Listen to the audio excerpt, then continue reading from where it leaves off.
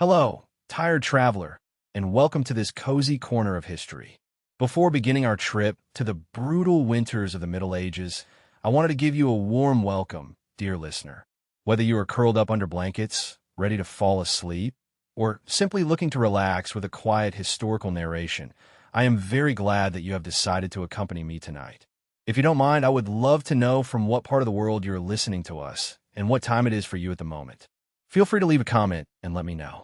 It is always a pleasure to see the diverse community of history enthusiasts that gathers here. And if you like this style of calm and immersive stories of the past, feel free to click on the subscription button so you don't miss the next installment. But for now, let's let the stress of the modern world fade as we travel to a distant era in which the cold winter entailed many more dangers than most can imagine. An era in which the change of season brought not only inconveniences, but an authentic fear for survival. Imagine yourself in the countryside of medieval Europe. The last leaves have long fallen from the trees, and the sun is low on the horizon. Its weak rays barely manage to warm the icy air. The frozen fields crunch under your feet as the breeze brings the first gusts of snow. Winter is approaching, and for the people of this era, that means one thing above all: hardship. The cold slowly seeps in at first, but will remain for long months. The landscape will soon be covered in white, and the rivers and ponds will freeze, forming shiny layers of ice. In an era in which there was no central heating or well-insulated houses, the promise of warmth is a distant dream for all but the richest. But, of course, it was not always like this.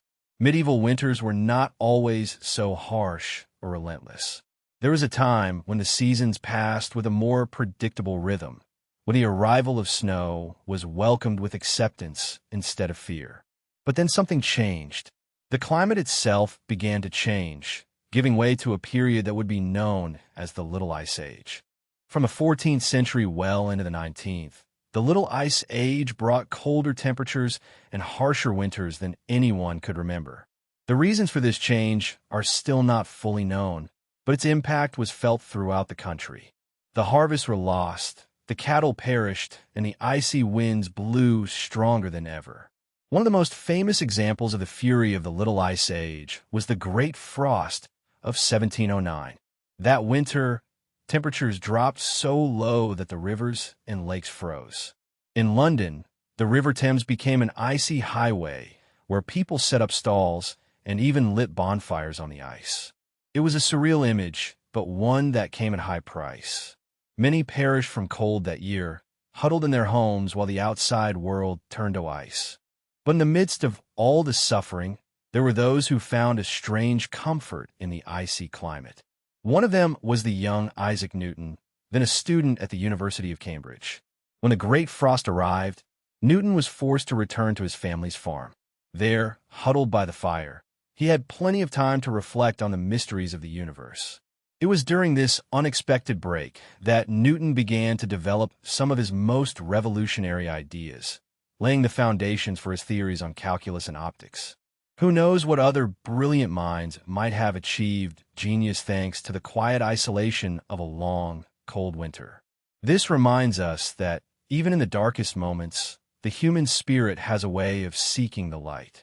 But for the vast majority of people in the Middle Ages, winter was a season to be endured more than enjoyed. The rich could afford thick wool clothing, firewood in abundance, and well-stocked larders to get through the lean months. But for the peasants and serfs who made up most of the population, the story was very different.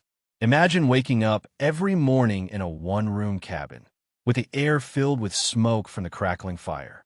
Your breath condenses in front of you as you get up from your straw mattress, careful not to disturb the members of your family who huddle around you for warmth. The cold seeps through every crack and crevice, numbing your fingers and toes until they ache. Breakfast, if you're lucky, may be a meager plate of porridge or some stale bread. Food from the previous harvest is beginning to run out, and you know that the long winter months will only bring more scarcity.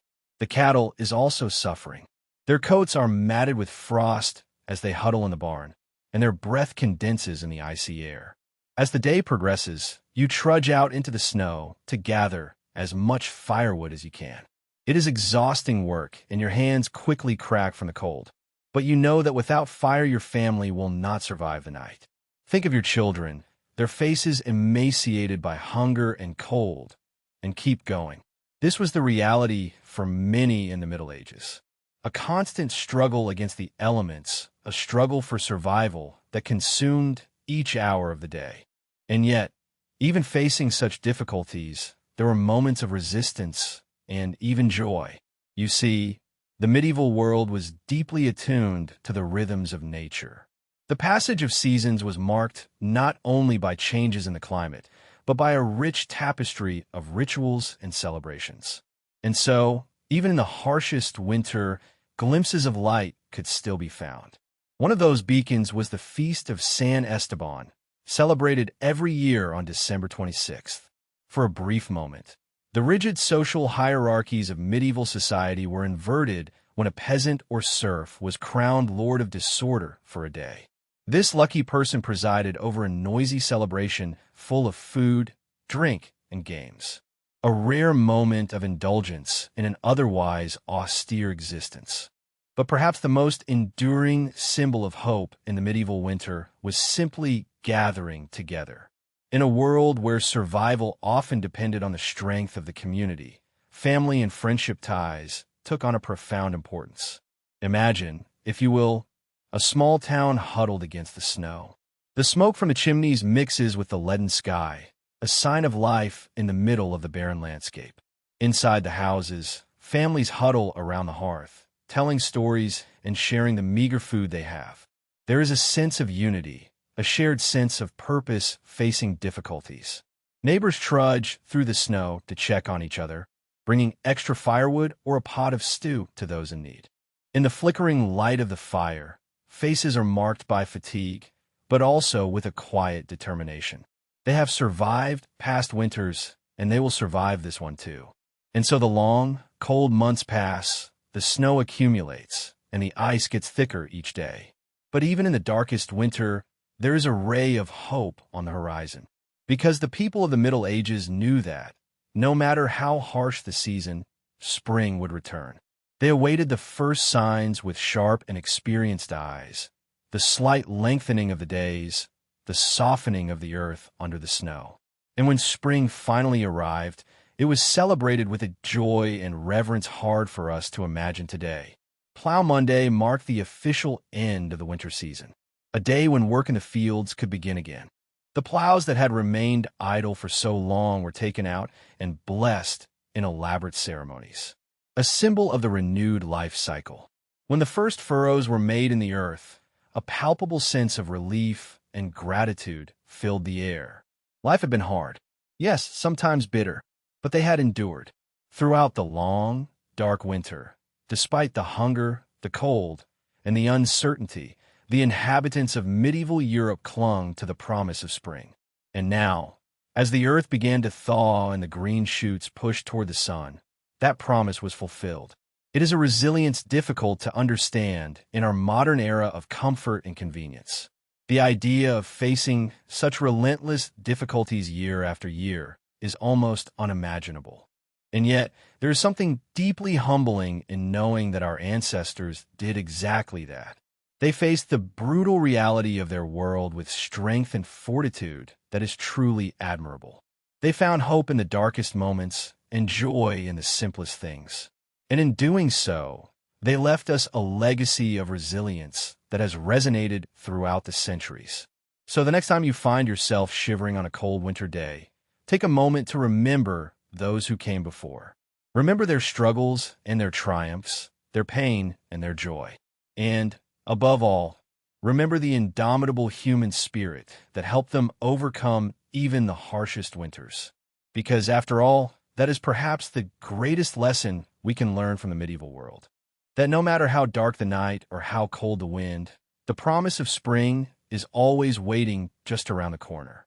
And with that, dear listeners, we come to the end of our journey through the brutal winters of medieval Europe. I hope these stories of hardship and resilience have brought a fresh perspective to your own experiences of this season. May you always find warmth and comfort in family and community ties, just as our ancestors did long ago. And may the promise of spring illuminate your path, even on the coldest nights. Thank you for joining me in this cozy corner of history. And remember, if you enjoyed our time together tonight, I would love for you to subscribe and share these stories with a friend. There are many more fascinating stories to explore together. But for now, I wish you a good night. Stay warm and safe, and I'll see you next time for another trip into the past. Sweet dreams. As the brutal conditions of winter tightened its icy embrace on medieval society, not even the most privileged were immune to the relentless attack of the season. In primitive castles, poorly equipped for the harshest months, the royal houses faced the formidable challenge of combating the glacial cold and keeping the court adequately supplied. The logistics of maintaining a royal residence during winter were simply overwhelming. It was necessary to store huge amounts of firewood to feed the chimneys, which are the only source of heat. The kitchen staff worked tirelessly to preserve the meats, grains, and vegetables that would feed the court during the long, hard months when fresh produce was scarce. The servants rushed to seal all the cracks and gaps to prevent the insidious cold from entering. But even the most diligent preparations were often insufficient against the relentless attack of winter. In a particularly chilling story, it is said that a medieval queen tragically died of cold within the walls of her palace. According to chroniclers, Queen Isabel of Hungary was found frozen in her bed one bitter morning in January 1326, a victim of the very castle that was supposed to be her refuge. As such somber destinies demonstrate, the specter of death extended its sinister claw over the medieval world in the dark depths of winter. But even in the midst of such desolation, the indomitable human spirit resisted and found reasons to rekindle hope. For much of the population, that faint ray of light came in the form of the Feast of San Esteban, a beloved celebration that took place on December 26th.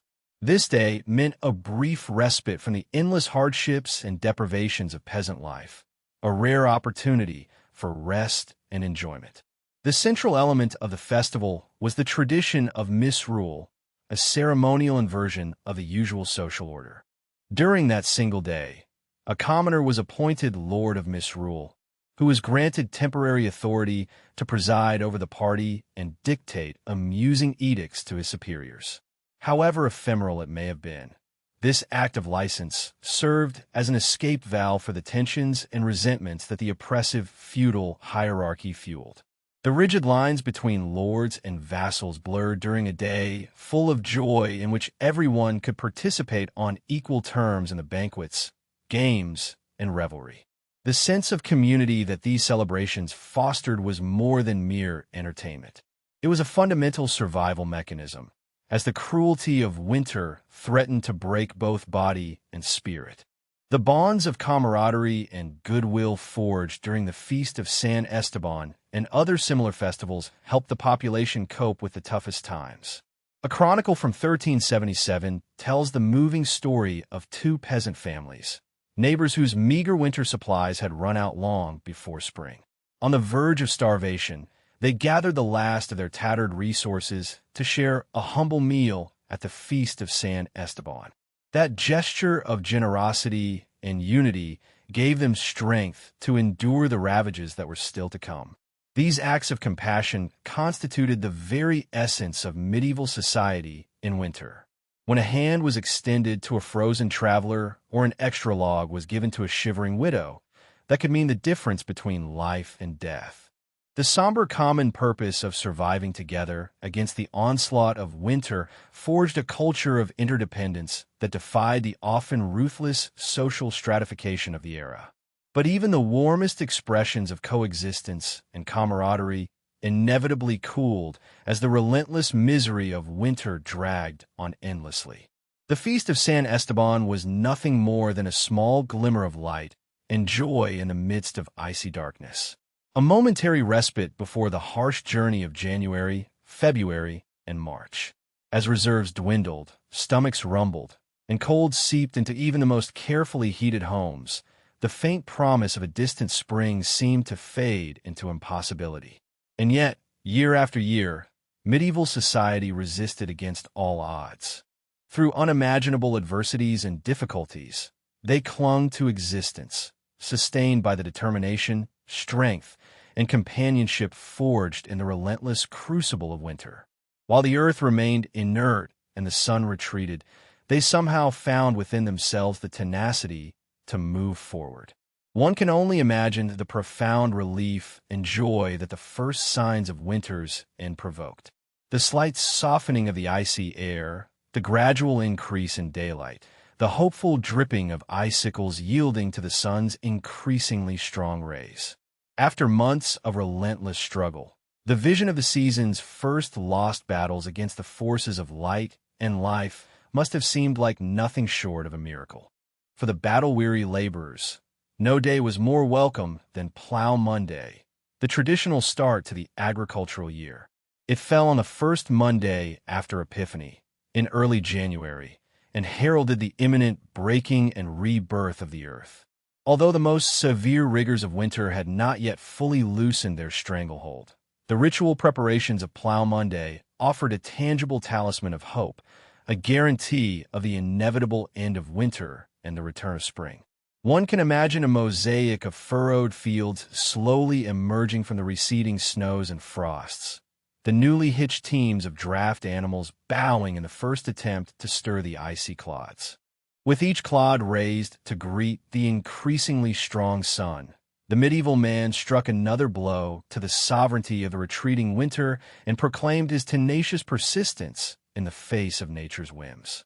We, in the modern world, with our central heating and our electric blankets, our well-stocked pantries, and our resilient infrastructures, can hardly imagine the immense strength needed to endure the relentless brutality of a medieval winter. If the impositions of the season seem discouraging to us now from the cozy distance of our temperature-controlled bubbles, how incomprehensible the true winter suffering must be. And yet, when we complain about the small annoyances of a delayed flight or a commute to work complicated by rain, perhaps we would do well to reflect on the relentless misery that our ancestors endured during those endless frozen months. What reserves of resistance and tenacity were they forced to draw on year after year, simply to survive?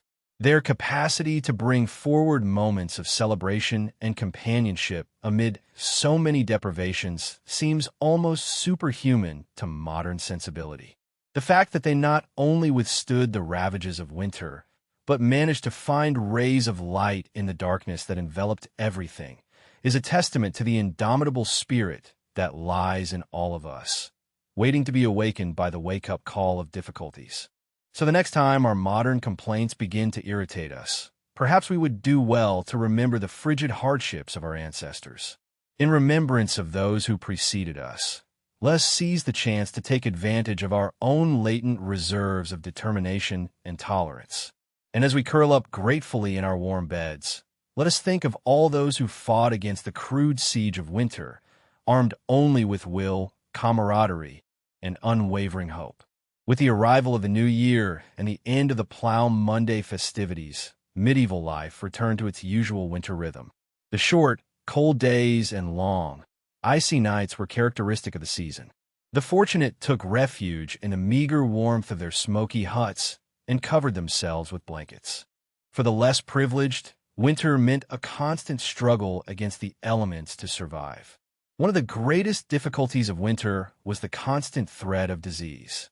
In the crowded and unsanitary living conditions of the time, diseases spread like wildfire. The common cold was a common ailment that left the sick with red noses and watery eyes. But much more serious diseases also stalked the population. The flu was a fearsome enemy that affected young and old alike with its characteristic fever, chills, and aches. In an era without vaccines or effective treatments, flu outbreaks could decimate entire communities. The winter of 1557 was especially brutal, with a virulent strain of flu that spread throughout Europe. In Paris alone, more than 10,000 people perished. Pneumonia was another silent killer that preyed on those weakened by hunger or other diseases. The humidity of winter seeped into the lungs, filling them with liquid until the victim basically drowned. The crowded living spaces provided the perfect breeding ground for pneumonia to spread uncontrollably. It was not uncommon for several members of the same family to succumb, leaving orphans and shattered lives in their wake. Not even royalty was spared the ravages of winter diseases. In fact, diseases often spread even faster in castles and courts due to the constant flow of people. A visiting dignitary or pilgrim could unknowingly bring the plague along with their entourage. Henry VIII lost his beloved wife Jane Seymour to postpartum complications, probably aggravated by the poor hygienic practices of the time. Children were perhaps the most vulnerable of all. The severe climate, meager rations, and unsanitary conditions combined to make winter a truly dangerous time for young people. Babies born in the cold months faced an especially precarious start in life. In 16th century London, half of the children did not survive to 5 years old. A moving practice of the time says it all. The custom of the bone lace consisted of tying a black ribbon to the hand of a seriously ill baby. If the child died, this ribbon was used to hold his shroud, a somber reminder of the deadly tribute that winter exacted on the most innocent. With danger lurking both outside and inside homes, winter was a time to close the doors and pray for survival. For those with limited resources, not even basic comforts such as shelter, food, and heat could be taken for granted. The icy embrace of winter poverty was relentless and merciless. Firewood was a very precious commodity, and there were strict laws regulating the collection of fallen wood in the forests. A peasant family could huddle around a makeshift fire of dried manure and straw, trying to get some warmth. The cattle shivered and shared what little heat there was, their breath steaming in the icy air. Food reserves were reduced to a meager subsistence based on salted meat, dried peas, and hard bread. The abundance of the autumn harvest was a distant memory, and there were still months to go before the first green shoots of spring appeared. Searching for food for the winter meant scouring the desolate landscape in search of hardy plants such as nettles, garlic, and mushrooms. The scarcity of fresh vegetables in winter made dinners very sad. A typical stew could contain peas, beans, salted pork, and, hopefully, some wild vegetables and onions for flavor. Bland and tedious, but enough to keep body and soul together until spring. For many, even this unappetizing monotony was an unattainable luxury. Storms, droughts, plagues, and other calamities could wipe out food reserves and plunge entire regions into crisis.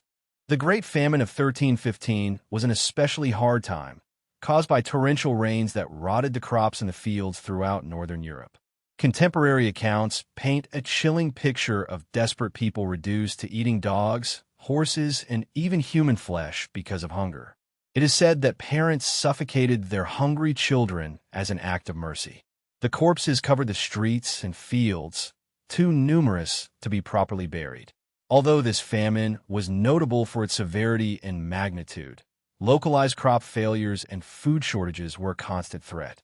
The medieval diet in winter was a tightrope between subsistence and starvation. It was a time to endure, knowing that things would probably worsen before they got better. Beyond basic survival, winter affected all aspects of medieval culture. Leisure, religious worship, and even crime acquired the unmistakable stamp of the season. The sheer monotony of struggling to survive in the intense cold stained all aspects of life. Socially, winter was a time of retreat and relying on family and community ties. The joyful gatherings around the Yule log gave way to quieter activities. Since travel was dangerous and daylight scarce, people sought fun and enrichment indoors during the long, dark evenings. Telling stories and singing songs helped to pass the hours. The flickering light of rush lamps or tallow candles illuminated scenes of sewing, weaving, and carving. As idle hands were considered the devil's playground, industriousness was more a necessity than virtue.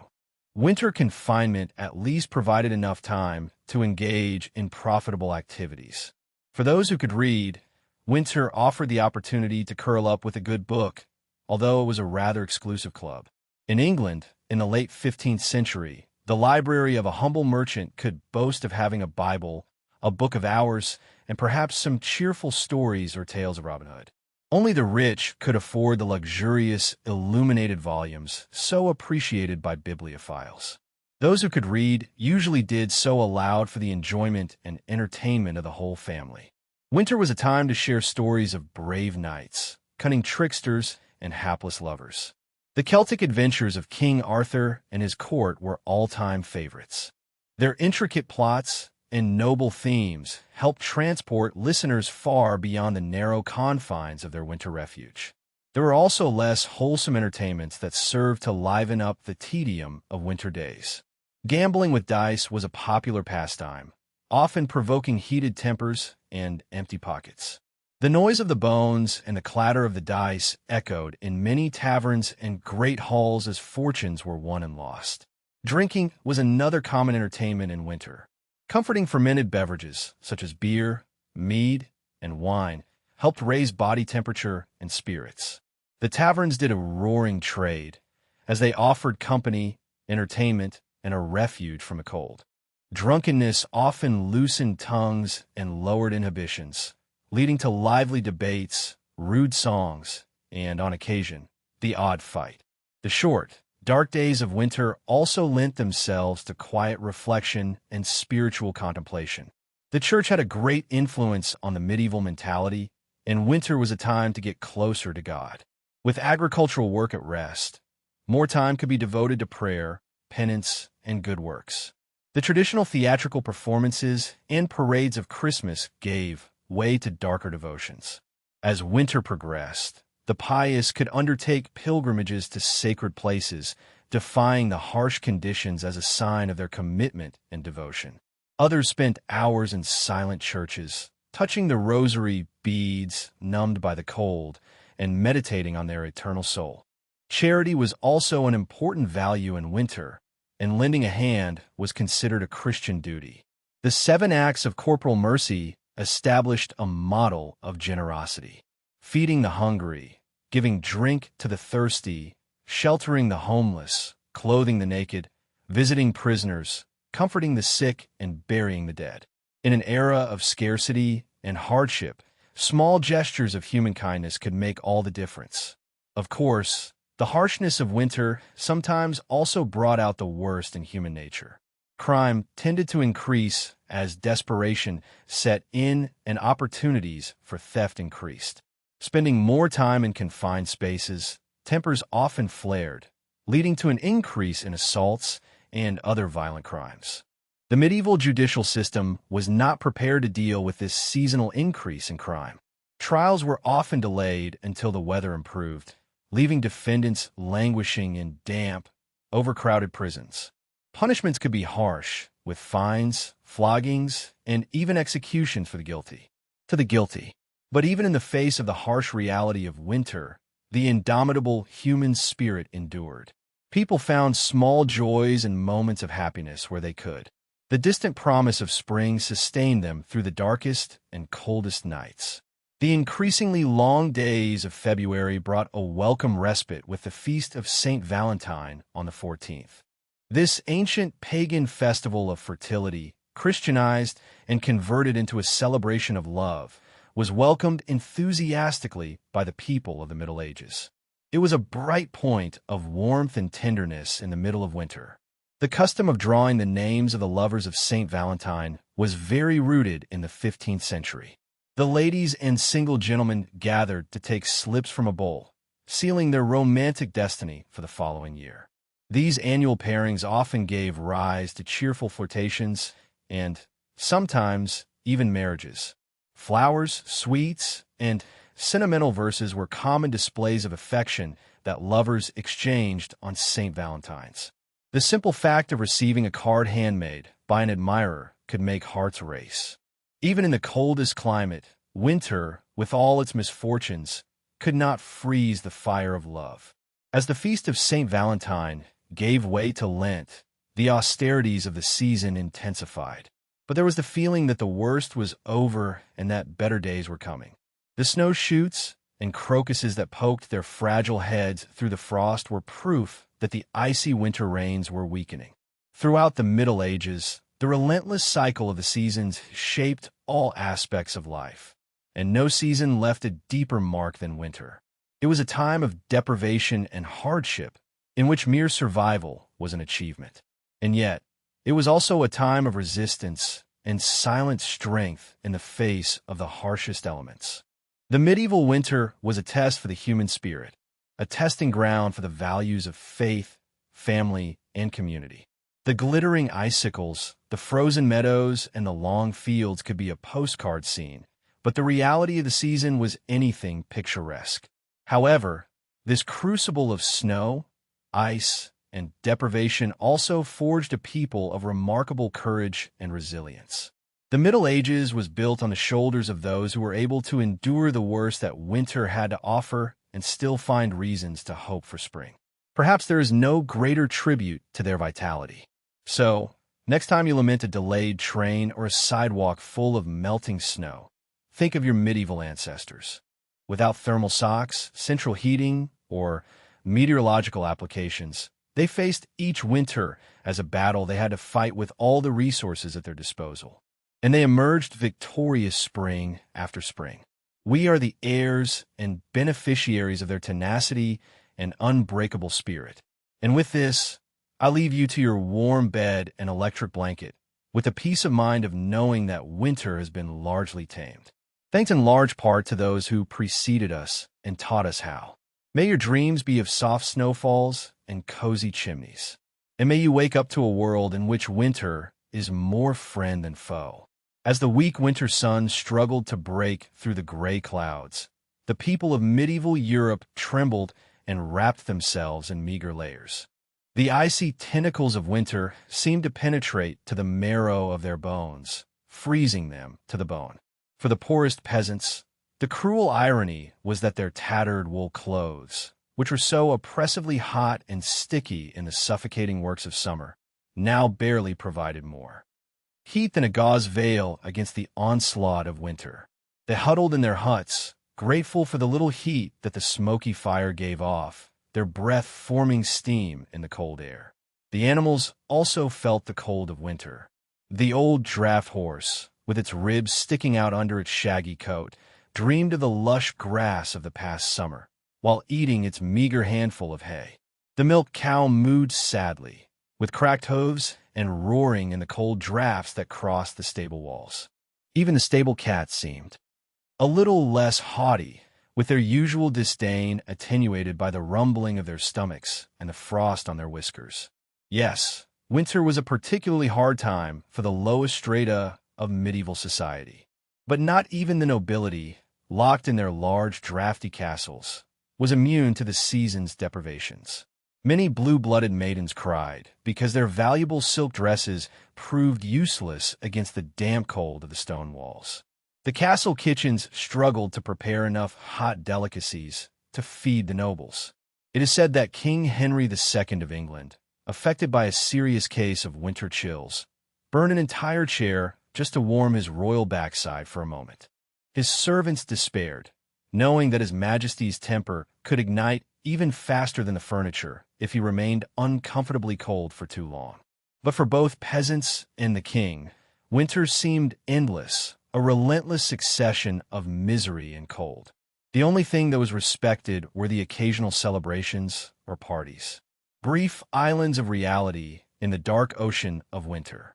People took advantage of these moments of light and joy, treasuring them like a drowning man gasping for air. Perhaps the most anticipated was the Feast of St. Stephen on December 26th, a day of debauchery and delicious subversions. According to an ancient tradition, a simple peasant was crowned Lord of Disorder on this day, gleefully enjoying his power over his servants in a sanctioned rebellion. One can only imagine the loud laughter that resonated when the humblest ordered the local baron with feigned imperiousness. For one glorious day, the usual rules and hierarchies disappeared, and everyone had fun together as equals. The cold, heavy work of winter seemed to recede, expelled by the brilliant glow of communal joy. But very soon, the happy festivities ended. The misgovernment would be written, and the cold, hard reality of winter would descend again.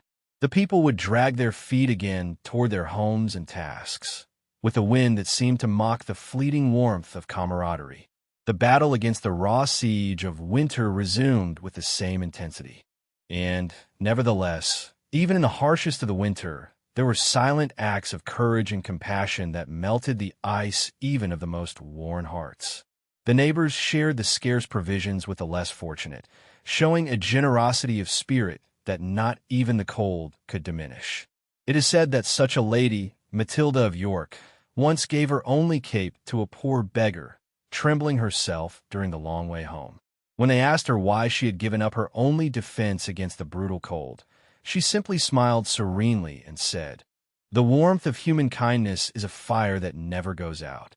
That self-denial, that nobility of spirit, was the secret weapon with which the medieval people armed themselves against the relentless onslaughts of winter. Because, although winter could freeze their fingers and toes, it could not touch the invincible summer that reigned eternally in their hearts. And so they endured.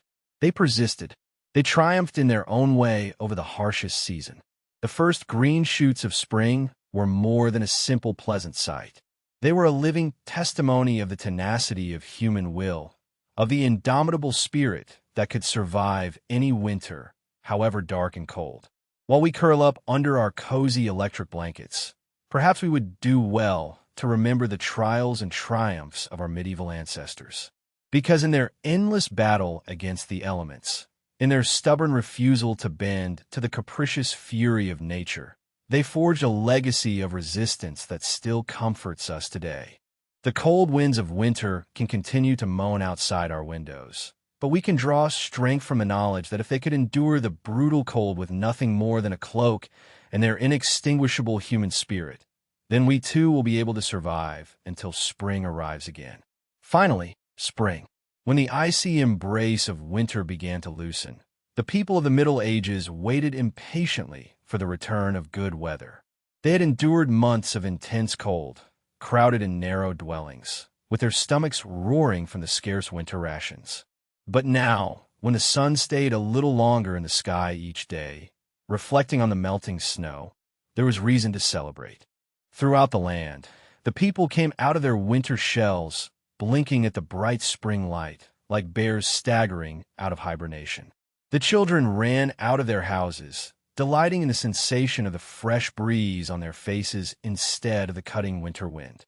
With laughter, they ran through the mud, marveling at the first brave crocuses that poked their petals through the frozen earth. In the fields, the farmers waited impatiently for Plough Monday, the traditional start to the agricultural year. It was celebrated on the first Monday after Epiphany and marked the moment when the earth had softened enough to begin plowing. The draft horses and oxen were hitched to the plows and paraded through the streets of the town, adorned with garlands and brightly colored ribbons. The church bells rang merrily as the procession passed, giving a festive start to the growing season ahead. A palpable relief was breathed to see the chimneys smoke again. They were no longer covered with snow and ice, and the threat of freezing and disease receded along with the snowdrifts. The faces wrinkled by the stress of surviving winter were transformed into hopeful smiles.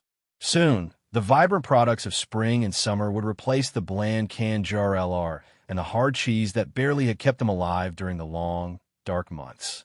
Perhaps we find it difficult to imagine from our modern perspective how transcendental this seasonal change was.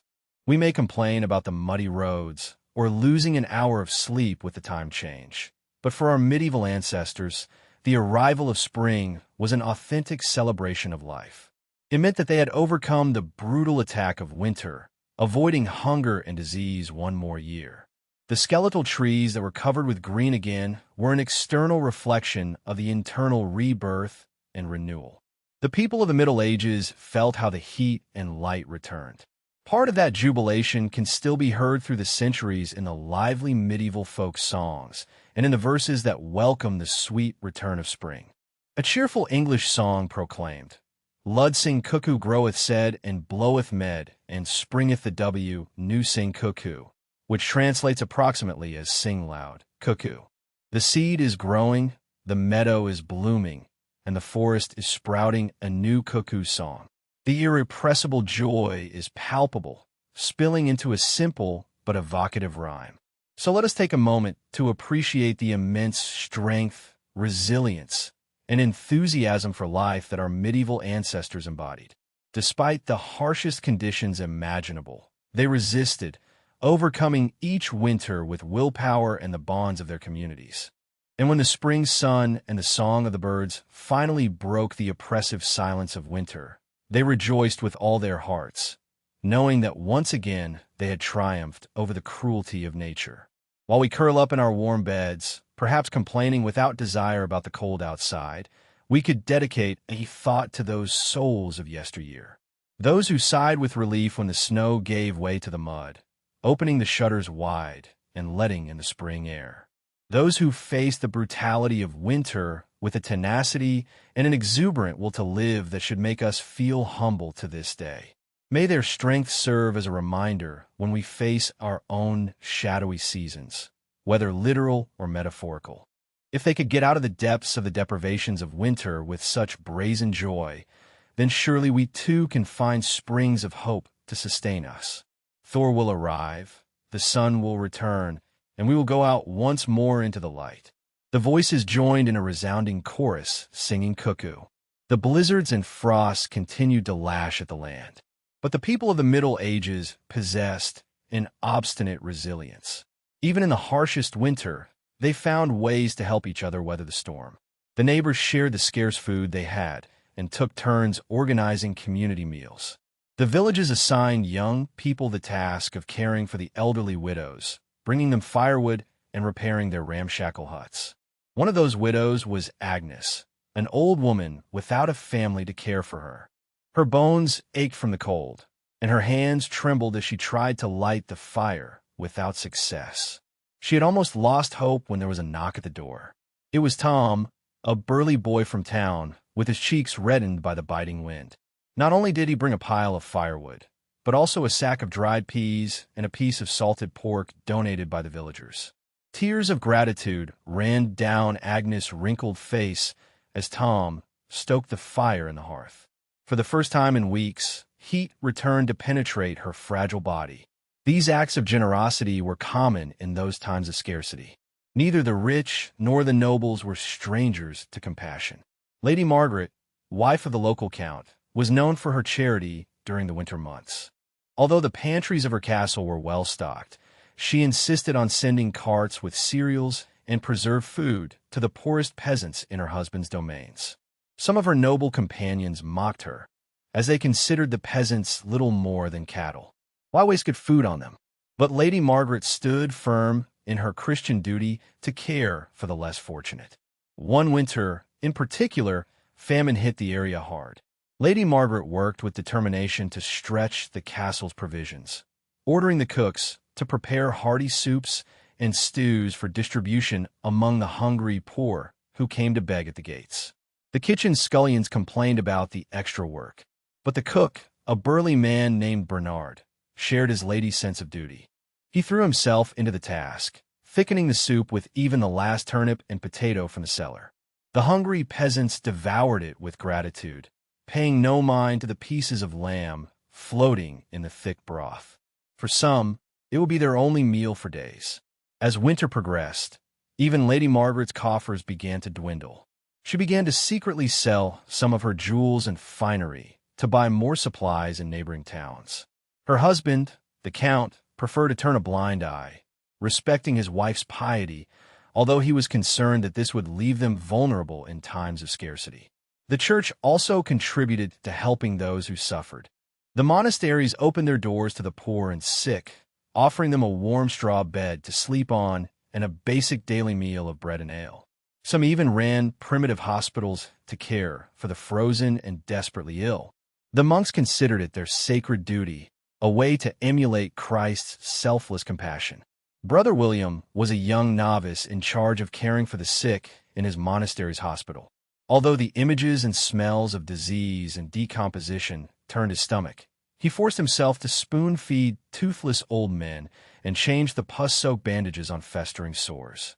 He prayed fervently for strength to endure this trial and for God to deliver him, given his condition, from the worst ravages of winter. because winter was the great equalizer, knocking down rich and poor alike with its icy scythe. Certainly, the rich could afford thicker wool coats and luxuries like spiced mulled wine, but they still shivered in their drafty rooms and worried about their meager supplies. And death also came to them in the form of winter diseases. The noble Lady Isabel was in an advanced state of gestation during a particularly cruel cold snap. Isolated in her delivery room, she had every comfort: a crackling fireplace, piles of furs, and attentive maids who attended to her every need. But contagion has a way of seeping through even the thickest castle walls. A kitchen maid with a dry cough brought Lady Isabel a bag of warm milk and herbs. Within days, the expectant mother was burning with fever, and her lungs were crackling. The child arrived too soon, a tiny being who never got to breathe. By the end of the week, Lady Isabel had also passed away. The king himself was not immune. Henry V, a pious and gentle soul, worried incessantly about the suffering of his subjects during the terrible winter of 1433. The royal doctors prescribed him a tonic of cinnamon and ginger to combat the cold humors. But even so, he sank into deep melancholy, unable to warm his hands, even when he put them practically in the lit fireplace. Some whispered that it was a punishment from God for Henry's weakness as ruler. In reality, seasonal depression was a condition that could affect any man, from the most powerful king to the most humble. As the days began to lengthen slowly and the closed fist of winter finally began to loosen, people allowed themselves to dream of spring. Soon they prayed for the earth to thaw and the first buds to appear on the bare trees. The great wheel of the agricultural year could begin to turn once more. In the first days of spring, the first Monday after the Epiphany, medieval people celebrated Plough Monday. It was when the first symbolic furrow was dug in the frost-covered earth, a hopeful omen of the harvest to come. The men of the town blackened their faces with soot to attract luck and paraded through the muddy streets with a plowshare held high, singing folk songs to awaken the sleeping earth. Afterwards, there were dances, abundant food, and lots of beer. It was a promise, a pact that the dark days of winter were passing and that a brighter future awaited them. The same eternal cycle was repeated at all levels of society. In the great halls of dukes and countesses, the minstrels sang cheerful melodies and the couples launched into lively carols, full of optimism of a new year. The king offered a sumptuous banquet to his court. The tables were full of delicacies such as roasted swan and marchpane sweets.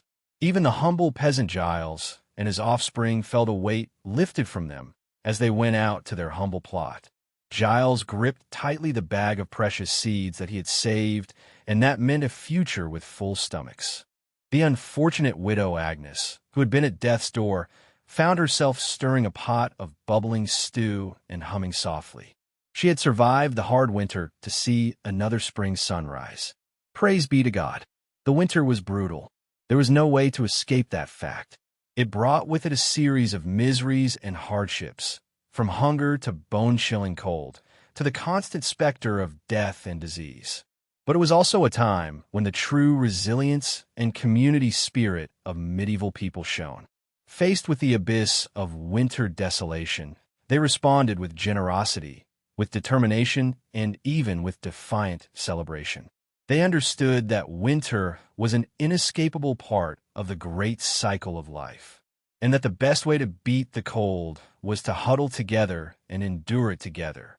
So, as you snuggle under your blanket, perhaps complaining about the exorbitant heating bill or scraping a little ice off the windshield, spare a thought for your medieval ancestors. Let us reflect on how they survived winter after winter in a world without electric blankets, central heating, or grocery deliveries at the touch of a button. Although our modern winter hardships may seem overwhelming at this time, they pale in comparison to what medieval people faced each year. And perhaps we can learn a lesson from them. That empathy, charity, and an irrepressible hope in spring are the best ways to overcome the difficulties that life throws at us. Whether it's a polar vortex or a pandemic, let's welcome the arrival of spring with a full and grateful heart, knowing that, however deep the snow it will eventually give way to the warmth of the sun. The harshness of winter only makes the flowering of spring. And so, as a medieval king would say, let us pass the winter with courage, so that we can enjoy an eternal spring. The frost crunches under your feet as you trudge through the snowdrifts, and your breath condenses in the icy air. The icicles shine under the pale sunlight, hanging from the eaves of the huts of Lee and Dorb. The town lies in silence and stillness, huddled against the onslaught of winter. That was winter for most of our medieval ancestors. They were not the cozy scenes we imagine of cheerful banquets in cozy castles decorated with holly and full of music and laughter. No, for the vast majority, winter was a time of freezing cold, hunger, and survival. The specter of winter hunger was never far away. With crops withered and livestock scarce, putting food on the table became a daily battle. Grain reserves dwindled, and bitter herbs and withered turnips were soon the only things standing between a family and starvation. In a particularly cold winter of 1315, a medieval Englishman's harvest was reduced by a third due to storms and freezing temperatures. Desperate serfs were forced to eat the thatched roofs of their huts and boil the leather of their shoes, while continuing to work for their feudal lords. Malnutrition weakened the body's defenses against winter diseases. A simple cold could quickly turn into deadly pneumonia or bronchitis. The flu swept through towns like a scythe, cutting short the lives of young and old shivering in ramshackle shelters. With chattering teeth, the people of the Middle Ages huddled together to protect themselves from the cold, taking refuge in the relative warmth of houses with closed shutters. However, this intimacy came at a price. The stale, smoky air, impregnated with the smell of unwashed bodies, rotting chamber pots, and dirty mats, was a breeding ground for disease. In a house in Suffolk from the 14th century, 13 members of a family, from grandparents to babies in arms, along with their scrawny chickens and mangy dogs, huddled throughout the winter in a small smokehouse. It is incredible that anyone emerged alive in spring. Diseases were not the only danger that lurked in the long, dark nights. Fires were a constant threat in crowded wooden towns and cities. A misdirected spark could quickly turn into a raging fire, greedily devouring crowded buildings and extinguishing lives. The Great Fire of London in 1212 began on a cold November night and spread rapidly through the city's narrow alleys, while the water froze in the pipes. It is estimated that 3,000 crowded Londoners perished in the flames, and many more were left homeless in the freezing winter. Traveling was especially dangerous in those freezing months. The roads turned into mud pits, while blizzards darkened the way with blinding gusts of snow. With a little daylight, travelers ran the risk of becoming disoriented and losing their way, stumbling on the road to a frozen tomb. In 1311, Queen Isabel of England departed from Canterbury towards London as the winter twilight intensified on a shorter day.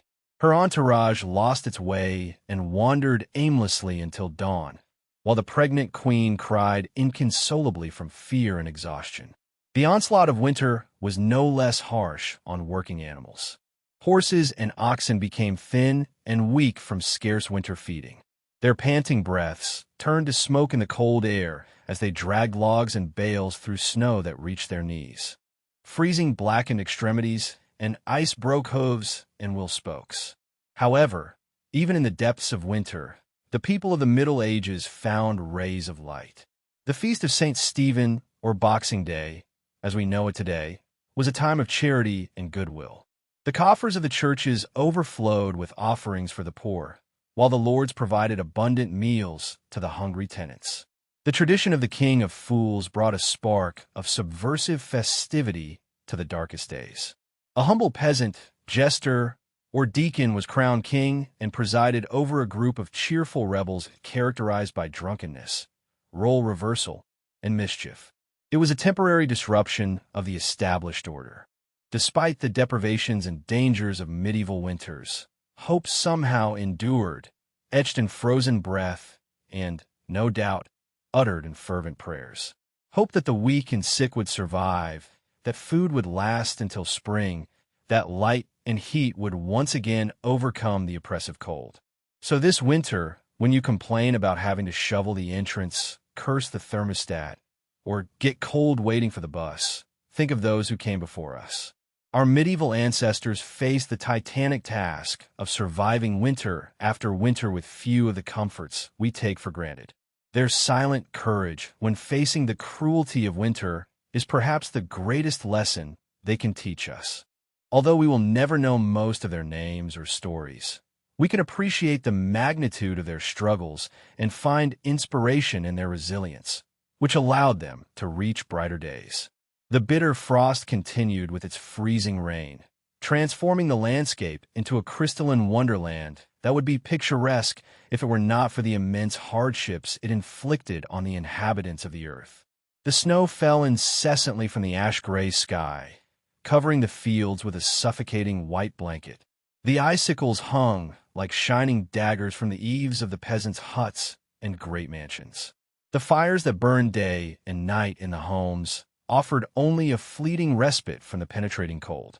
The smoke from the precious flames stung the teary eyes and choked the lungs in the stale air of the WLE and Dorb cabins. There, the huddled bodies huddled together to warm themselves. Humans and livestock, the pungent aromas of manure and unwashed bodies mixed in a typically medieval winter perfume. For some, however, even this dubious comfort was a luxury they could not afford. The scarce food reserves rapidly dwindled, and stomachs roared with the persistent pains of hunger. Many of the poorest subsisted on little more than stale bread and watery soup, praying to survive until spring. The specter of famine loomed over all homes, from the humblest to those of the great lords. No one could escape the deadly clutches of winter, not even those who wore crowns. In drafty stone castles that seemed to inhale the cold and exhale relentless humidity, rulers shivered under mountains of furs. The royal houses needed large quantities of firewood to get through the long winter months. Woe to the kingdom whose sovereign did not know how to plan ahead. According to one account, a medieval Bohemian princess died of cold in her bedroom. Her death was a chilling reminder that wealth and status offered only partial protection against the elements. But for a peasant family, the loss of a loved one at the hands of the icy scythe of winter was something too common. An event as cruel as predictable it was. Diseases added to the great number of deaths of the season. Fever spread like wildfire through communities weakened by both malnutrition and overcrowding. The stale, smoky air of the hovels and omnipresent dirt made lungs more vulnerable to infections. Medieval doctors, with their useless treatments based more on superstition than science, could do little. The roads, treacherous due to snowdrifts and black ice, worsened the evils of winter. Only the desperate or reckless ventured far from the meager comfort of their homes in the darkest months. Traveling any distance was an odyssey undertaken at one's own risk. The carts of traveling salesmen remained stopped, depriving isolated villages of needed products. Tithes and taxes were not collected, to the dismay of clergy and feudal lords. And woe to the army that had to undertake a campaign on snow-covered roads. Their supply lines lengthened and crumbled from the bitter cold. The winter of 1407 witnessed one of the most astonishing military feats of the Middle Ages, born from the brutal necessity of winter warfare. The fearsome Welsh rebel leader, Wayne Glinda, faced the superior forces of future King Henry V in high mountain passes. Glinda's men, accustomed to the harsh conditions, lured the English into a trap in the middle of a blinding blizzard. Unfortunate with their heavy armor, the English ranks broke and fled, and many perished from cold exposure. Glinda's impressive victory, won as much by winter as by the skill of the Welsh marshals, lives on in legend to this day. The winters of medieval Europe were often marked by devastating famines that claimed countless lives. When the cold lingered and spring sowing was delayed, food shortages soon appeared. The infamous Great Famine of 1315 to 1317 was caused by an unusually wet and cold spring that rotted the seeds in the ground. Successive bad harvests during the following 2 years plunged much of the continent into famine. In England, the price of bread skyrocketed to 20 times its normal cost. The poor resorted to eating grass, roots, and even tree bark. Desperate gangs of scavengers unearthed graves to devour the dead. It is estimated that between 10 and 25% of the population of cities, such as Ypres and Bruges, in present-day Belgium, perished. In the French city of Troyes, a citizen wrote in his diary that the poor ate dogs, horses, and other unclean things.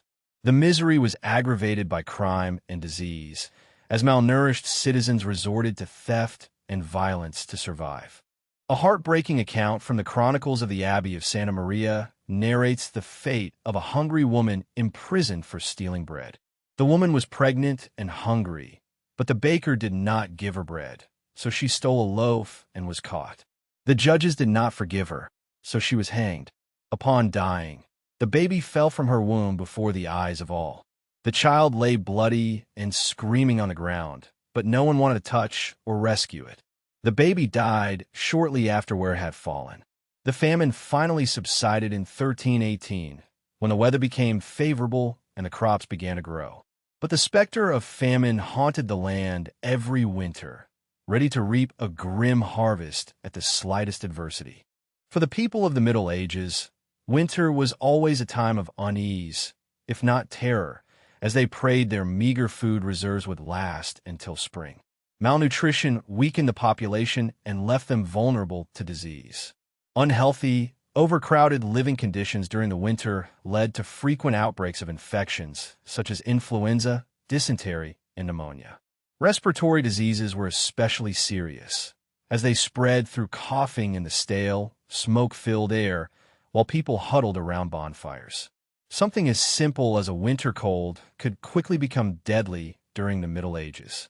Even the doctors of the time were of little help, as they resorted to dubious treatments, such as bloodletting and purging with laxatives, to restore the balance of the patient's humors. It is said that Emperor Charlemagne died of purging in the harsh winter of 814, after his doctors treated him with pus and ointments without success. Many historians believe that the Black Death of the 14th century spread so quickly because malnourished citizens, crowded into winter quarters, had little resistance to disease. The outbreak of 1348 to 1349 killed between 30 and 60% of the European population. A moving story comes to us from Pistoia, Italy, where a man named Sir Luca wrote to his brother Francescino describing the devastation. "I'm sick at heart and can hardly write because things here are going from bad to worse. Many have died, and many more are dying. The shops are closed, the taverns deserted. One walks through the streets without finding a soul. The moans of pain echo in the houses where death has struck. The stench of rot rises from the mass graves. I fear our city will soon be completely deserted. I beg you, stay where you are and pray for us constantly." As the plague spread, entire towns were destroyed. The suffering was worsened by the trauma of hasty mass burials in frozen ground and the expulsion of the sick to die alone in the snow for fear of contagion. The devastating losses caused by the Black Death left deep psychological scars and forever altered the medieval world. Winter was an especially feared time for the elderly, young children, and pregnant women. Without modern medicine, these vulnerable populations frequently succumbed to cold, disease, or malnutrition. It is estimated that in some medieval societies, between 20 and 30% of babies died during their first year of life, many during the harsh winter months. The complications of pregnancy and childbirth, worsened by poor nutrition and adverse climatic conditions, claimed the lives of countless mothers and babies. The dangers of childbirth in winter are illustrated in the sad story of Matilda, the 12-year-old daughter of King Henry I of England. In the winter of 1120, Matilda was aboard a ship called the White Ship, which sailed from France to England. The ship struck a rock and sank quickly, throwing Matilda and hundreds of passengers into the icy waters of the English Channel. Matilda almost drowned, but managed to get into a small rescue boat, then shouted, calling her half-brother William, who was still in the water.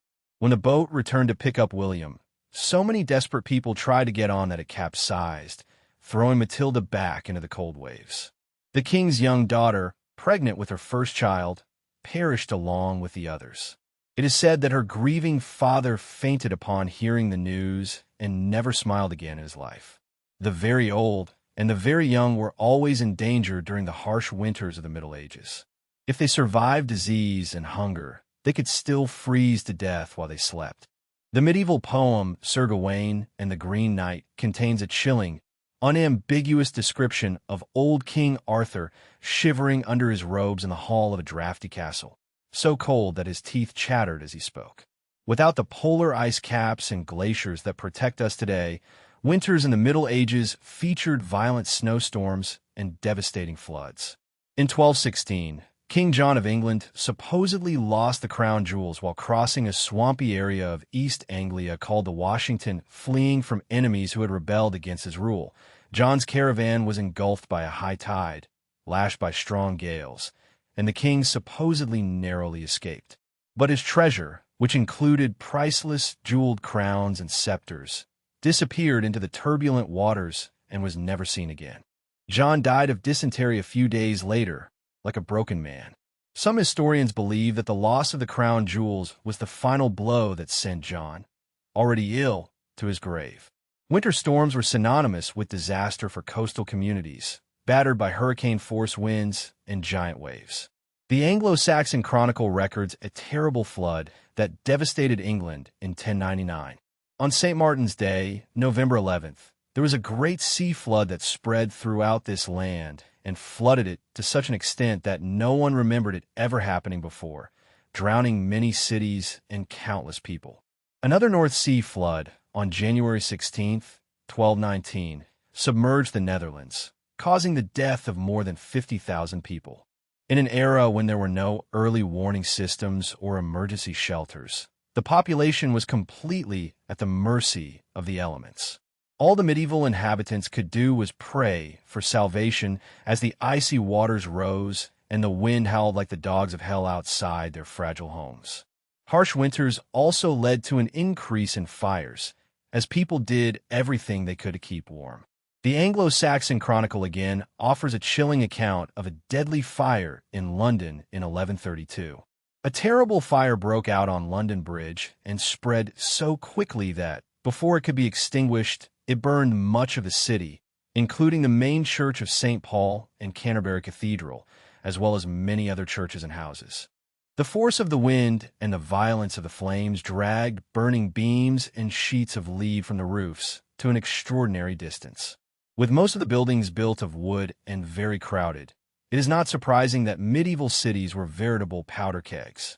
A stray spark or an overturned candle could ignite an unstoppable inferno, especially when strong winter winds fanned the flames with fury.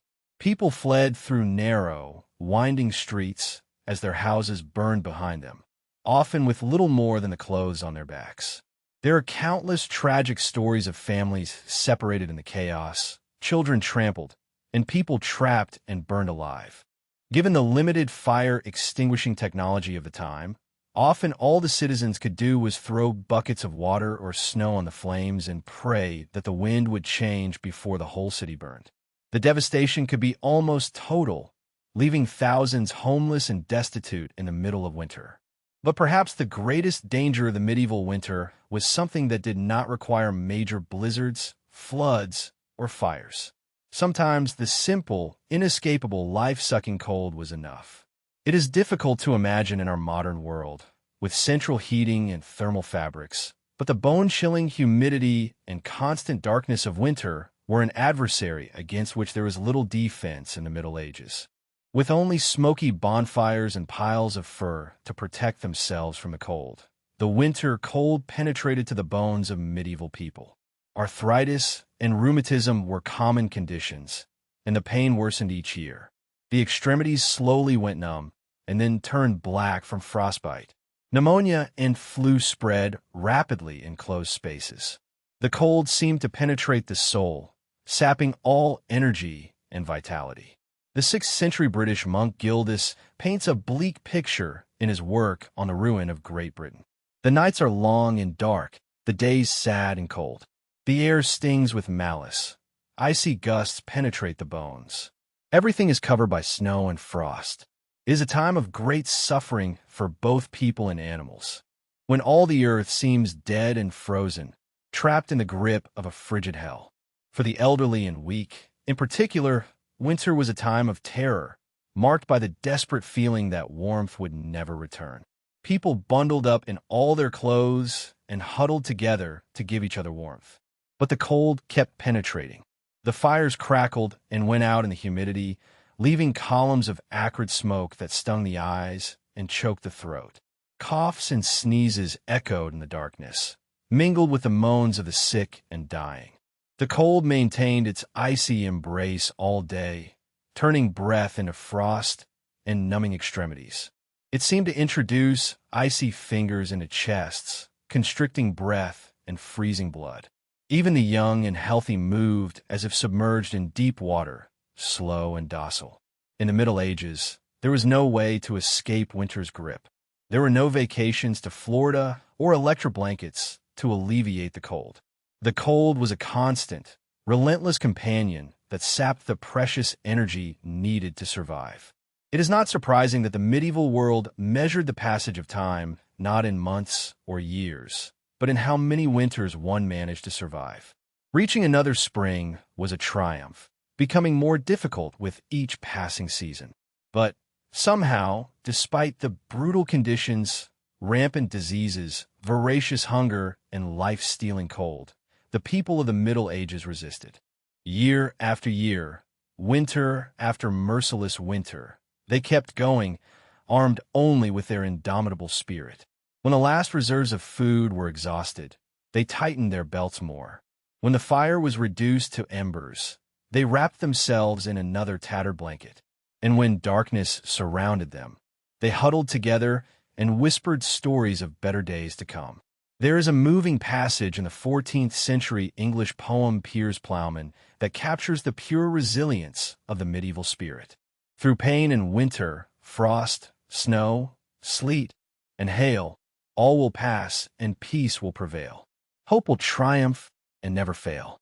Even in the depths of winter, the people of the Middle Ages found small joys and moments of grace. Neighbors shared what little they had with those who had even less. In the midst of the cold and darkness, people gathered to sing and pray. At night, some swore they could hear the voices of angels in the howling wind, who promised that warmth and light would return.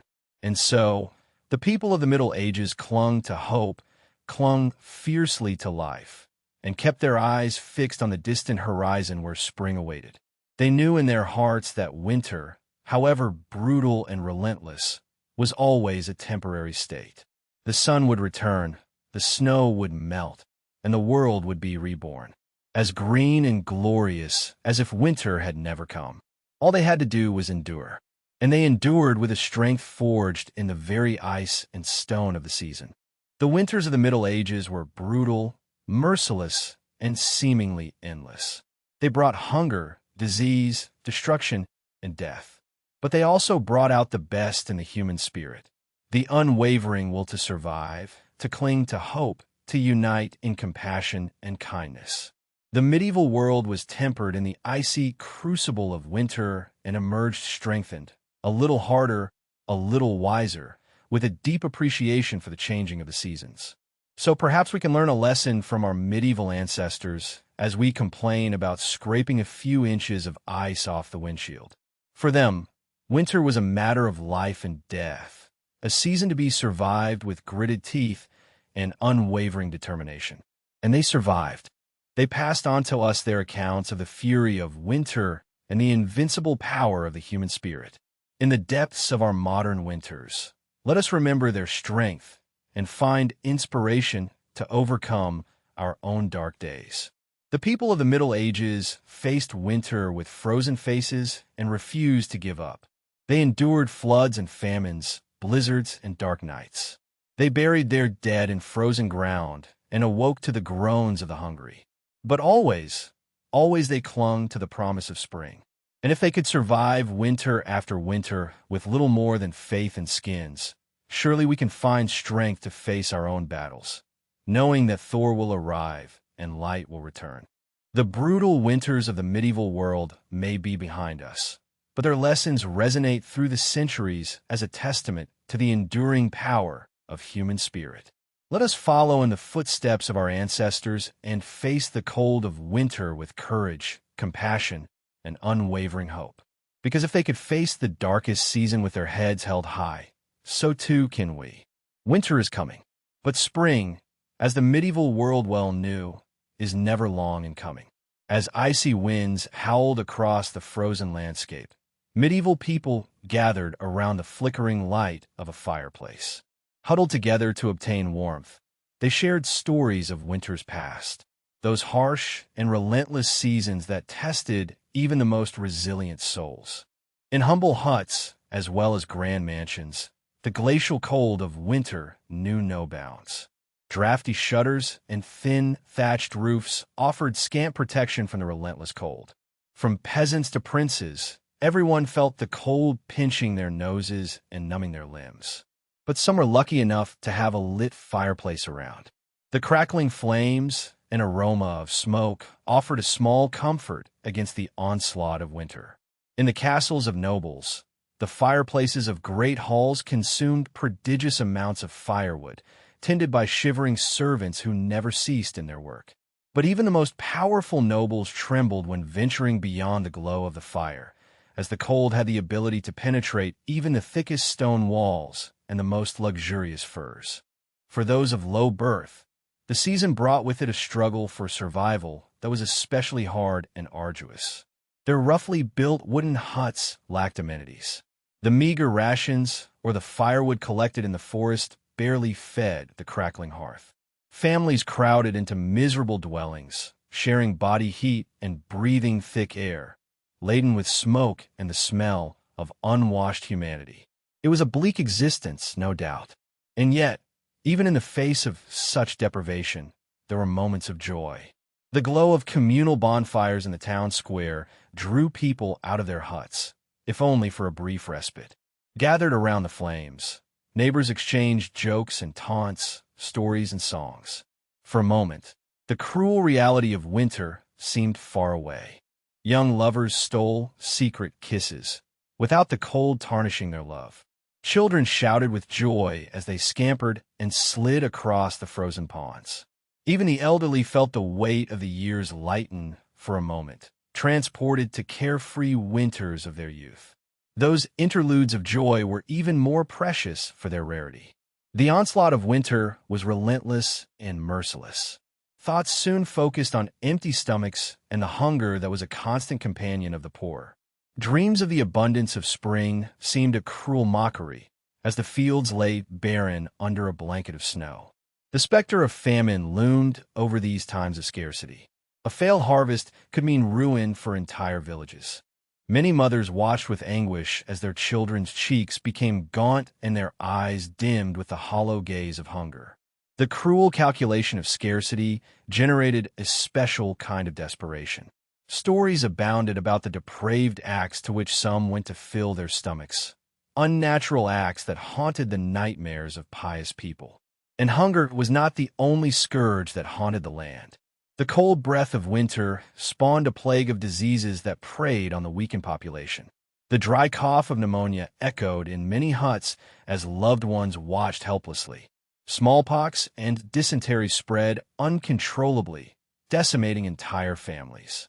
The elderly and children were especially vulnerable. Their fragile bodies were not prepared to withstand the ravages of winter. But perhaps the greatest cruelty was reserved for those who were forced to venture into winter's fury. Travelers risked their lives on treacherous roads covered in ice. Many unfortunate pilgrims met their deaths, engulfed by swirling snow or sinking into deep snowdrifts. Their frozen corpses would not be discovered until spring, a grim reminder of the lethal power of winter. Not even the brave knights, robust warriors of the kingdom, were immune to the ravages of winter. Wrapped in their heavy armor, they were easy prey to the cold that penetrated to the bones and seeped through all cracks. The hands numbed by the cold became clumsy with the frozen gauntlets and made them lose control of the sword and the shield. Those that at other times were powerful staggered under loads in the deep snowdrifts, while icicles formed on their agitated flanks. great and small alike cursed winter's name.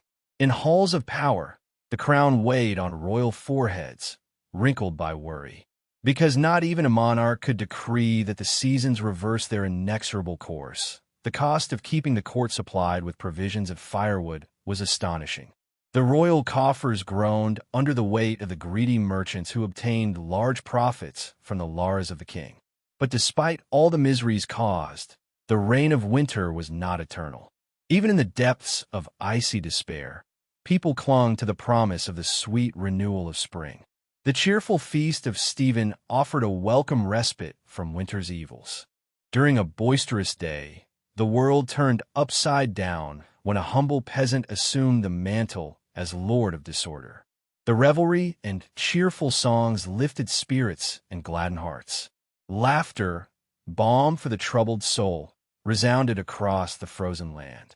As time passed, winter's iron grip began to loosen. Icicles dripped from eaves as the increasingly strong sun worked its magic.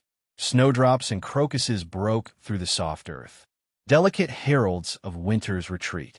The earth stirred with new life, shaking off the lethargy of icy months. Hearts rejoiced, and voices rose in joyful celebration. The Feast of the Plough marked the triumphant return of spring's green splendor. Elegant oxen dragged gleaming plows through rich, dark earth as the cycle of sowing began again. The times of scarcity of winter soon faded into memory, and the fields were filled with the green and gold of the earth. Looking back over centuries, we marvel at the strength of our medieval ancestors. Year after year, they endured winter's cruelties with stoicism born of necessity. Their strength of spirit and unwavering community bonds were the secret to survival. Faced with difficulties, they found hope in moments of shared humanity. So the next time we complain about the inconvenience of a delayed flight or muddy streets, let us pause to reflect on the indignity. Our modern winter problems are but a shadow of what once was. In human history's tapestry, the icy trials of the Middle Ages occupy a place. They remind us of the remarkable resilience of our species and how valuable are a warm home and full stomach. As we fall asleep, let us think of those before us. In our dreams, perhaps we can glimpse their world, a world harsher and crueler than our own, but in which the indomitable human spirit shone even more brightly because of the darkness that surrounded it. Good night and sweet dreams of the gentle spring breeze to come.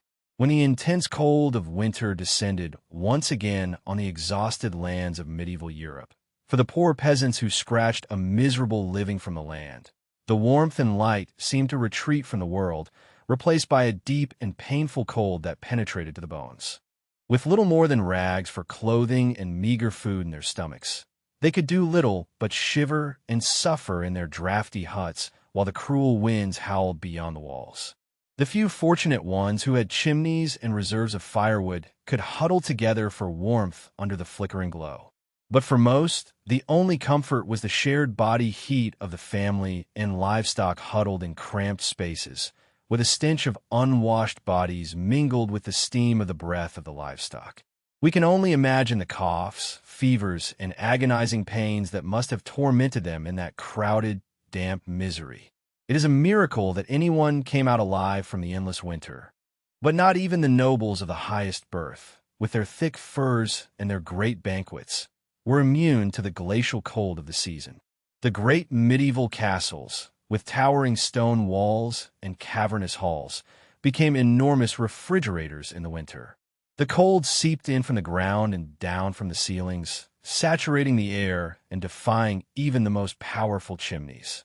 There are stories of royal misfortunes in winter that make one shudder. In the 15th century, Queen Isabel Woodville, consort of King Edward IV of England, is said to have died frozen in her own chambers during an exceptionally cold night.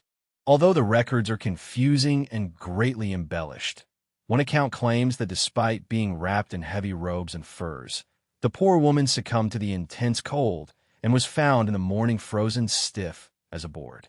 Whether the story is true or not, it undoubtedly illustrates just how dangerous winter was, even for the most privileged. Kings and queens could avoid the hunger and miserable conditions of their low-born subjects, but the dangers of the season were, in a way, a great equalizer. After all, royalty could not dominate the elements more than living without air. The cold seeped into even the most luxurious rooms of the Middle Ages. Thus, as the days shortened and the nights grew darker and more frigid, all of medieval society prepared for winter's annual fury. From a most humble chest to the highest lord, a feeling of somber resistance seemed to seize the population, knowing that the only way out was to go through it. The reserves of cereals and salted meats were checked, then rechecked. Every piece of wood and firewood was jealously treasured, and heavy woolen garments were worn in stoic anticipation. The only spark of joy and hope in this somber matter came with the Christmas festivities surrounding the feast of St. Stephen on December 26th. For a few festive days, the usual social order was cheerfully reversed, and a lord of misrule was appointed among the peasants to preside over banquets, dances, games, and general mischief. With stomachs full of beer and wine, faces flushed from the heat and effort of the parties, the common people could, for a brief and brilliant moment, forget the long deprivations of winter and revel in the joys of life and community. We can imagine the scenes of bustling celebration that erupted in halls and public squares throughout the country. The thunderous laughter, the whistling of flutes and violins as people frolicked in a swirling kaleidoscope of color and joy. For once, commoners and nobles mingled freely, and the usual lines of class and social position blurred in a spirit of goodwill and camaraderie. The lord of misrule, perhaps a smug young peasant with stars in his eyes, issued bombastic proclamations and ridiculous decrees to everyone's delight. It must have been something intoxicating, that burst of disorder and saturnalia in the midst of desolation. But like everything in life, the festive season was merely a temporary respite, the eye of the hurricane. As the log burned to embers and the last bowl was emptied, people returned to their homes, and the painful darkness descended once more. St. Stephen's Day and the brief bright reign of the Lord of Misrule were replaced again by the somber task of survival, as winter hardened. During the endless months that followed, time seemed to slow to a frigid crawl. With the land frozen and uninhabitable, the peasants had no choice but to huddle and pray for deliverance. The ever shorter days and ever longer nights opened up like a vast abyss from which there was no escape. Huddled in their rudimentary shelters against the deadly cold, they must have lost all hope of ever feeling the warm breath of spring on their faces again. But not even the cruelest winter can last forever. And, indeed, the first green shoots of new life were already struggling to emerge beneath the frozen ground, awaiting their moment. For those who endured, who clung to hope and supported each other during the darkest days and coldest nights, the thaw would return. The sun would return to the sky. The blood would quicken in the veins. The world would slowly shed its grays and whites to make way for a flourishing extravagance of color. On Plough Monday, just after the Epiphany, the land could be tilled again, and the great wheel of the agricultural year set in motion again with a squeak. People came out blinking into the pale but growing light of spring, thinner and deeply tired, but alive and grateful for it. The fields would be plowed, the seeds would be planted, the cattle would be taken to graze on the new grass, and the whole joyful dance of life would begin again. But that was still to come. For now, the cruel heart of winter continued to beat strongly, and the people of the Middle Ages prepared once again to endure its icy reign. They sought what comfort they could in their rough woolen cloaks, in their smoky huts, in their meager stores of food that they had accumulated with so much effort, but above all in each other. In a world so ravaged by hardship and danger, where the season itself seemed intent on crushing the life out of their bones, they resisted as they always had, together, lords and peasants, young and old, trembling and waiting under the same winter sky, waiting for the spring that would one day come. And so they huddled in the darkness and cold, listening to the mournful howl of the wind and the groan of the ice, telling the stories and weaving the dreams they could to pass the long winter nights. Perhaps they imagined a future in which the winters were milder, the homes warmer, the stomachs fuller, a world that their trembling hands and frozen bones could build for generations to come. Or perhaps they simply clung to the scraps of light and hoped they could muster at that moment, knowing that even the longest winter must one day give way to spring. Faced with such brutal conditions, the strength of the human spirit to endure and maintain faith in a better future is truly amazing. We cannot help but feel great admiration for the fortitude of our medieval ancestors, who faced each winter as an indomitable enemy and emerged year after year to welcome spring. Let us then raise our hats to those lords and peasants of yesteryear who suffered much and resisted even more. In our modern world, with central heating and home grocery deliveries, it is easy to forget the hardships they lived through as something normal. But as we fall asleep in our warm beds, perhaps we can spare a thought for those huddled medieval masses and marvel at the strength that led them to overcome one winter after another, waiting for the return of the light. In a world so often cold and dark, that hope and endurance so lasting are a fire that cannot be extinguished, burning from their distant hearths to our rooms wrapped in the night. May we keep that flame alive in our hearts, come what winter may.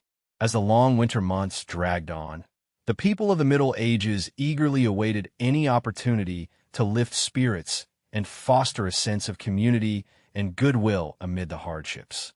One such ray of hope was the Feast of St. Stephen, celebrated each year on December 26th. Although the origins of this midwinter celebration are somewhat obscure, in the Middle Ages it had become a highly cherished tradition in much of Europe.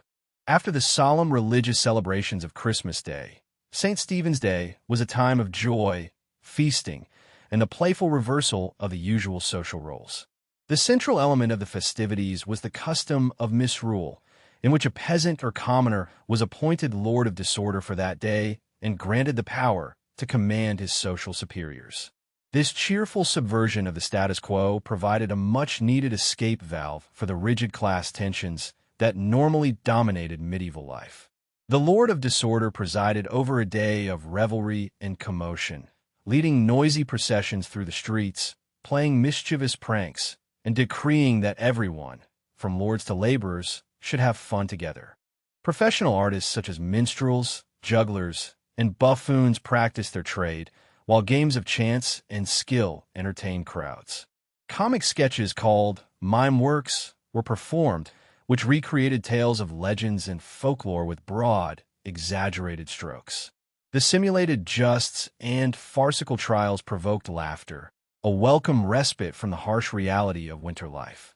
Of course, no medieval celebration was complete without a lavish banquet. On St. Stephen's Day, the Lord of Disorder could demand the rich provide food and drink to the entire community, a charitable gesture that fostered goodwill and camaraderie among everyone. Roasted meats were the main dish at the banquet, from geese and capons to the traditional roasted boar's head, which entered with great fanfare. Mincemeat pies with dried fruits and spices offered a sweet treat, while wassail, an alcoholic beverage, flowed freely. Hot spice cider cheered everyone's spirits. You can almost hear the laughter and lively conversations echoing in the halls, above the strong winter wind outside. For a brief and brilliant day, the hardships of winter took a back seat, and the community came together in joy and camaraderie. As the banquet concluded and the revelers dispersed to return to their homes, they took with them the warmth of the festivities, like a flash of cheerful light in the darkness. Knowing that they had friends and neighbors to rely on and that they could find moments of laughter and joy, even in the darkest of times, undoubtedly helped lift their spirits for the difficult days that still awaited them. And somehow, the winter cold seemed a little less intense, the gale-force winds a little more bearable when one had a stomach full of good food and a heart full of companionship. The Feast of St. Stephen was a timely reminder that even the deepest darkness of winter would eventually give way to the hopeful signs of spring. Those fragile sprouts of new life were beginning to emerge timidly as the winter snow receded and the frozen ground began to thaw in the countryside. Attentive eyes eagerly sought the appearance of snowdrops, those brave little flowers that poke their green stems and delicate white flowers through the melting mud. Their arrival announced that the long night of winter was finally ending and the season of rebirth was approaching. In every village, the weary people rejoiced to see the first hints of color and vitality returning to a landscape that had been shrouded in white, icy silence for months. With a new spring impetus in their steps, the medieval peasants returned to the rhythms of the agricultural year. The great wheel of life began to turn again. The livestock that had hibernated was taken to the pastures that were beginning to turn green, while the farmer hitched his yoke to the plow, eager to turn the softened earth. The first Monday after Epiphany, which falls in January, became known as Plow Monday for this reason. It marked the time when the land could be worked again after the winter frosts, inaugurating the labors of a new agricultural season. The plows that had been stored during the winter months were taken out and blessed in joyful processions through the fields, while the farmers went from door to door collecting food, beer, and small coins, all in anticipation of the work and harvest ahead. It is easy to imagine a weather-beaten village, huddled around its communal plot, with faces turned gratefully towards a sky that was brightening with a paler blue hue. With hoes and digging sticks in hand, they prepared to sink the first hopeful seeds into the receptive earth, an act of faith that spring would conquer winter in due time. Among them is the elderly grandmother, with a child clinging to each of her wrinkled hands as she teaches them to plant peas, just as her own grandmother taught her many springs ago. The youngest child laughs delightedly as a plump earthworm wriggles to free itself from the earth, while the older one solemnly pushes each seed into its hole. It was in moments like this, when knowledge passed from the elders to the young and new growth flourished, that all the deprivations of winter were worth it. The warm smile that crinkled the grandmother's eyes holds the promise that the dark days are over and life returns to the earth. As the seeds nestle in their beds of earth and the sun, increasingly strong, begins to draw green shoots from the ground, the specter of winter finally releases its icy embrace and slithers away. The pole of cold and death that loomed for so long softens with a spirit of hope and renewal carried by the gentle spring breeze. Looking back from our modern perspective, it is sobering to reflect on the immense strength and resilience they must have had to endure the brutal medieval winters year after year. Without any of the comforts and luxuries that we often take for granted, their mere survival until spring was a feat worthy of admiration. And yet, in the midst of unimaginable hardships, the people of the Middle Ages still found reasons for hope, joy, and celebration. The warmth of community, the promise of spring, the restorative power of laughter and companionship. These were the lights that guided them through the darkest depths of winter. Perhaps as we snuggle under our cozy blankets, comfortably insulated from the cold, we might spare a thought for our ancestors of long ago. The next time the winter wind rattles our windows and we complain about the cold, we might pause and smile, recognizing that our winter woes likely pale in comparison to what they faced year after year, century after century. And as we fall asleep, we can carry with us the certainty that we too possess an ember of that same invincible summer that burned in the hearts of the medieval people. The assurance that spring always returns and life goes on, however dark the winter night. So, as the last light fades and the wind whispers a lullaby against the pane, I invite you to let your imagination travel through the centuries to walk alongside those distant ancestors as they triumphed over the icy rain of winter. May their courage and indomitable spirit inspire your dreams tonight. And if this journey through history has piqued your curiosity, I encourage you to like this video and subscribe to the channel. There are always more tales to lull you until you fall into a restful sleep. Until next time, my friends, may you sleep well and dream of cozy homes and fresh green shoots stirring under snow. Good night.